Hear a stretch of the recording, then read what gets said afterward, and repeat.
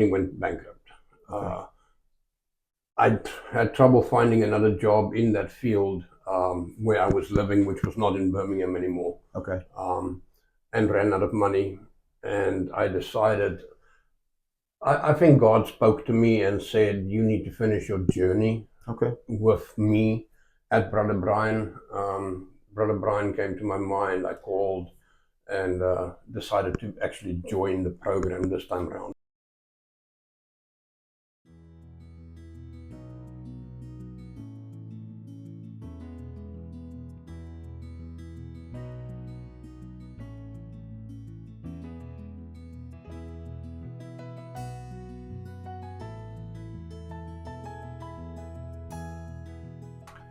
Hey, welcome to the Enter the Mission podcast. I'm George Webby. I'm your host, and I'm here with Christof Brummerhoff. Is that how you say it? Brummerhoff. Is that how you say your name? Christof Brummerhoff. And so he's a client here at Brother Brian Mission. So welcome to the podcast there, Christof. Hi, George. Good. So here's how we generally do it, man. So I want to ask you, what kind of brought you to the mission, to be at Brother Brian Mission? I could make it a long story, but I moved to Maryland a few years ago with my wife, coming from South Africa. I didn't know anybody in Maryland, was pretty lonely, didn't have many friends, and then out of the blue, my wife divorced me. I didn't have anywhere or anybody to talk to, or really that would understand what I was going through. So it was really tough for me, and I sort of lost grip on life. Yeah. Made some stupid decisions, and ended up at Brother Brian. Just a place for me to be and to be amongst people and hopefully to recover. So this is the second time you've been here. Is this the first time you're speaking of? This is the first time. So you were in Maryland, you were married, came from South Africa, things didn't work out with you and your wife, she divorced you, you're stuck in Maryland, nobody. How did you get to Birmingham that first time? What kind of we moved down here because we were about to have a child. Okay. And her parents were down here. Okay. And then we got divorced. Okay. So being in Birmingham by myself, that was the difficult part. Yeah, for sure. And because my son was here, I did not want to leave the state. I wanted to stay around where he was. Gotcha. So you're here for a little while, and how far did you get in the program the first time? Do you remember? I never actually joined the program. I was part of the Exodus program. Okay, all right. Which meant as long as I had a job, I could stay here. I was here for quite a while, but I didn't listen to what people were saying. I was here as a bed. I wasn't here for the program, to be honest. Gotcha. And so you left, went out on your own, or we got a place on your own, and kind of what happened there that brought you back to Brother Brian? I did quite well. Took on a new career in becoming an electrician. Lived by myself, and then the company went bankrupt. Okay. I had trouble finding another job in that field where I was living, which was not in Birmingham anymore. Okay. And ran out of money, and I decided, I think God spoke to me and said, you need to finish your journey with me at Brother Brian. Brother Brian came to my mind. I called and decided to actually join the program this time around. Awesome. So your story is really unique. We don't normally see this type of story with our men. It's usually they're kind of trapped in addiction and substance abuse. You used a little bit, but it wasn't a substance abuse issue. It was more or an addiction, but just maybe an abuse or just using alcohol. Is that it? Yes. I grew up being around people drinking. It's a South African thing. We drink a lot, but I was never dependent on it. Okay. That's not the reason I came. I came because I was by myself. I was depressed and really didn't have a future that I could see for myself. Yeah. So you wanted to reset. We just need a big reset, start over, lay a foundation, and move forward from there. That's right. Yeah, so very unique, and that goes to show the diversity of men here. I mean, you're speaking to very that. much so, yes. So what would you say has been, I mean, you're almost graduating, you're in fourth phase, you got a few more weeks, you're going to be graduating. What's been kind of the thing that you've kind of picked up from being in Brother Brian the most? I think when somebody comes here the first time round, or not the first time round, when you first arrive at Brother Brian, I think most people are desperate. They're looking for an answer. But if you don't apply yourself, then the message that you receive will just go in on the one side and go out the other. Right. You can make it, but it doesn't mean that you're going to learn anything. Right. That is something that I observed the first time I was here. So when I came back, I decided that I have to apply myself. I have to listen, even though it's not always easy. That's something that you have to do in order to gain all the benefits from it. Great.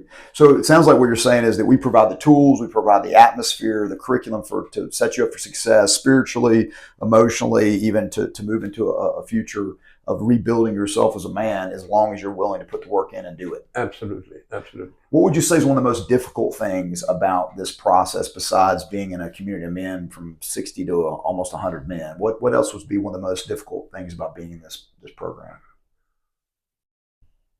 To me, the most difficult part was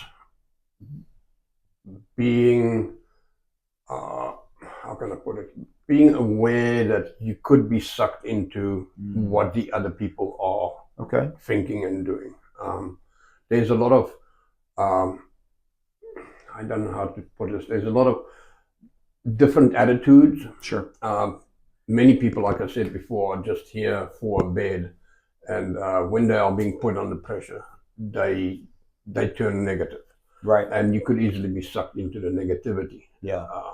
So to stay focused and do what is best for the program so that you can gain all the benefits out of it, you really have to, I guess, not stay away from the others, but make sure that you're not being... Yeah, learn to mitigate those things. Yeah, and that you're speaking to a pretty good truth there, that we'll have a whole gamut of different guys, different cultures, different backgrounds, and each guy has a different agenda coming here, what they're wanting out of the program, how they kind of perceive expectations of the program.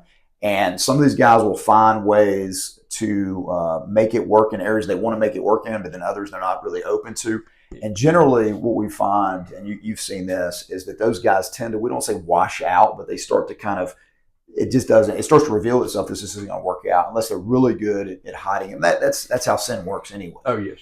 Yeah, unfortunately, that's how sin works anyway. But what would you say has been the biggest takeaway so far that you just really have held on to? And I kind of asked that already, but like, just kind of reel it back into what is the thing that's gotten you through this whole entire process, because you're almost done. Yes. The big thing for me is I found my focus again in life. I was, through God, I was able to see what God had intended for me, where He wants me to go, and I grabbed that chance. I'm grabbing it. I'm working on it now, and I want to see that succeed. But I really understand that I have to stick the path with God. It's not something that I can do by myself. Yes, and I've seen that in your process. I've got to see your growth here, and it's been awesome to watch and see you grow. And there's a rock stability that I see that you have in your relationship with Jesus. I just see it, and I can see you lean on it. It's almost like you'll kind of go out here and you're like, no, this is where I got to stay in my understanding and build it on top of that. And it's cool to watch, it's been an adventure. I can put it that way. So 2 more questions. One, what would you say to guys that are thinking about coming to program, and to give them a little piece of advice so they can get the most out of it and just kind of see the benefits they're looking for, whether it's to get out of addiction or to change their life or whatever the case may be? I think right from the outset, you will have to say that I need to learn from this. This is not just a place to go where you can have a bed and food to eat. In order to gain the benefit out of this program, you really have to listen, and not just listen in class. You have to listen between the lines and learn from everybody around you. But you have to be disciplined. It's not something that you can just skate through, because like you said, you will wash out. You will not gain the benefits from it. You might graduate, but you'll be back here in a few weeks. Yeah, I got you. And then last but not least, what would you say to those individuals that maybe donate, volunteer their time, offer a prayer, support the Brother Brian mission? What would you say to those folks that are thinking about doing that and that are doing it? I would say that everybody here, appreciates what is being done, even though they don't always show it. Yeah. Being able to come to Brother Brian, and especially if you're off the street, to get new clothes, warm food, it warms your heart, and you understand that this is not somebody that just donates because of a tax break. Right. These are people that donate from the heart. Yeah. And I don't know that they understand how much we appreciate it, because they are out there. They're not amongst us all the time. Yeah. But it is really, really appreciated. Awesome. And what about those that are thinking about getting involved? Maybe they could send their resources and their support this direction, and they've considered Brother Brian, and they don't really know if this is the place for them. What would you say to them? And you kind of are saying that, but maybe just along those lines. I think this is a chance to make a difference in people's lives. I agree. Everybody here has the potential to go somewhere and be something for Christ. And by donating, by putting your time and effort in, you're contributing to that. And you, as well as the individuals over here, will reap the benefits of God's work. Correct. That's awesome. Well, that's going to be all for this episode of Enter the Mission podcast. I appreciate Christof for showing up and telling us his story a little bit. But once again, he just testifies to the different variety and diversity of men that we have here, and just the effects it has on their lives and can have on their lives, and that God is using this place to change people's lives and bring them into his kingdom in an effective and righteous way. So until next time, we'll see you next time. Peace.